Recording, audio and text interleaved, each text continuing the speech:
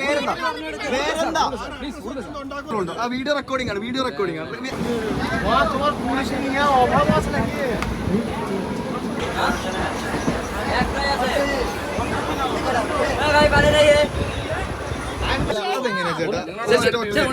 അതെങ്ങനെ പൈസ തിരിച്ചു തരാൻ പറ്റും? റെയിൽവേയിൽ ഇങ്ങനെ റൂൾ ഉണ്ടോ?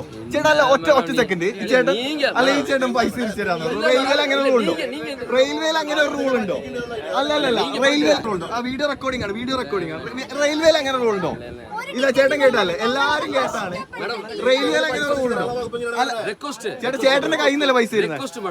ഒറ്റ സെക്കൻഡ്, ചേട്ടന്റെ കയ്യിൽ. ആ ശരി, ഞങ്ങള് പൈസ ചോദിച്ചു.